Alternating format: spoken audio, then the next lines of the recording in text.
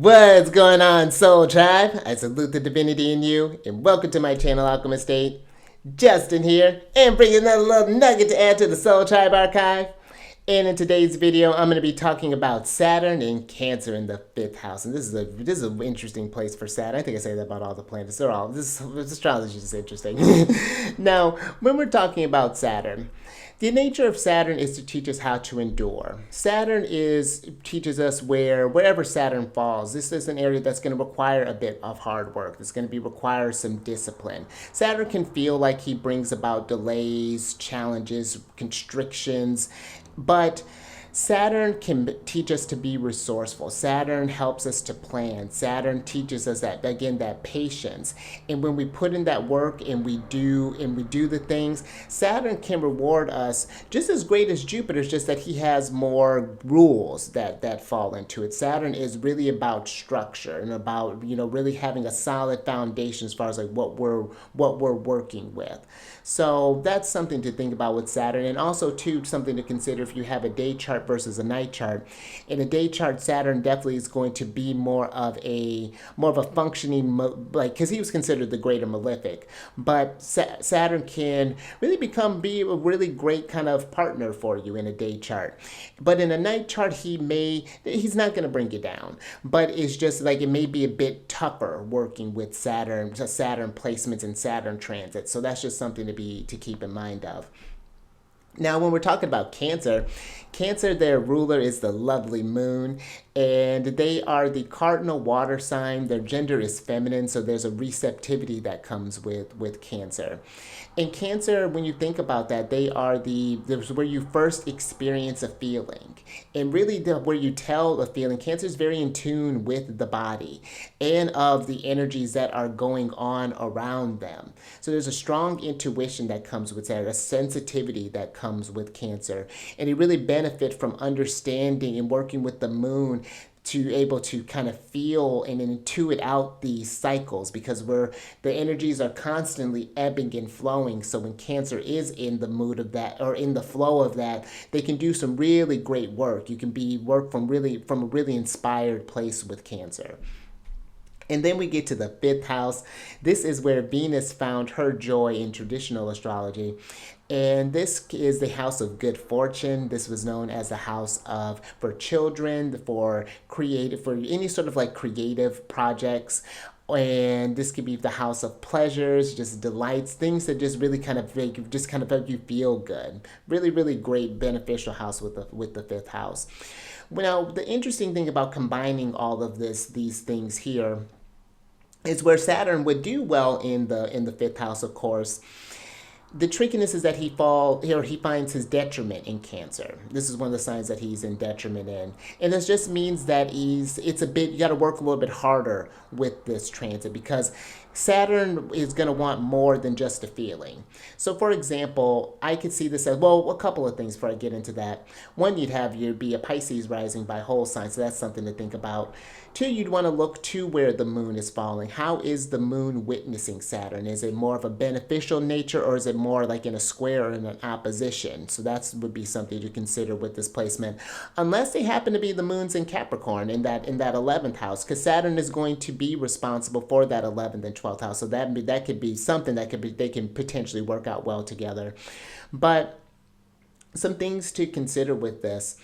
One, I could see where you have this feeling, for example, with Cancer, maybe you're feeling inspired, you want to be a great teacher, you want to be a great musician, you want to be a great lawyer, you want to be a great doctor. You have this creative thing in mind, but then Saturn's like, okay, well, in order to do that, you're going to need to find a certain teacher to help along with this. You're maybe going to need to find some type of, who's going to be supporting this dream. What step, there are steps, things just like, you just don't wish it, then it's just like bam. Yeah, I mean, you can, but it's just like the inspirations they're going to be things that pile on. They're going to be requirements to get to those things. And sometimes when you think about the work and putting in those times, that 12th house stuff could potentially get into your head where it's like, well, can I actually do this thing? What happens if I do this? What if I do this? And you kind of end up getting in your own way, maybe even end up kind of isolating yourself or feeling really frustrated, maybe potentially abandoning your creative project project just because of a feeling, just because where you were feeling high one minute, then you were faced with that reality of what it's going to take for that to manifest, and then now you're feeling really low. So a challenge with this is just like, how do you keep the inspiration alive? How do you keep that dream?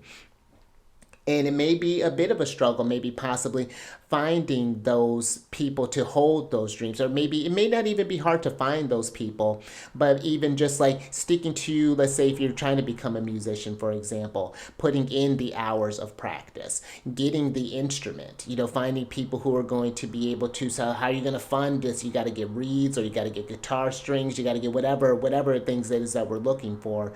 So that could be another thing. Or even, are people wanting your creations? You may, if you have like maybe have a certain course that you want to create, and you need to define like a certain niche group. Like, how do you find those people in order to keep those things? So it may be something for a minute where you're going to have to do a lot of independent work, as far as like keeping that dream alive, remembering that feeling. And again, working with the moon, just setting those cycles. Okay, we're doing this, and then we're going to build off of this, and then we're going to build off of that. So again, there's still this good fortune that can happen, but it's just like, it's not the challenge, I feel, would be just not getting swept up in the emotions and then giving up on it all together. This could be where, even too, I could see this as maybe even finding someone. Maybe you're wanting to have children, but maybe you're having troubles like maybe you have this like ideal partner in mind. Maybe you want someone who's got, I'm thinking of that song, I Want a Man in Finance, Trust Fund 6'5" and Blue Eyes. And then I remember seeing something where a guy's like did a statistics on this, and it's like the chances of finding someone like that is like 0.0005%. So it's like, where you're not lowering your standards, you may want to not limit yourself on who you could create with. So that could be something as well, like even over idealizing something. Again, Cancer can have this really great imagination, but then in actuality, again, it's not that it's going to be something less than, but it's just like we may want to be just a little bit more kind of realistic with what we're looking for.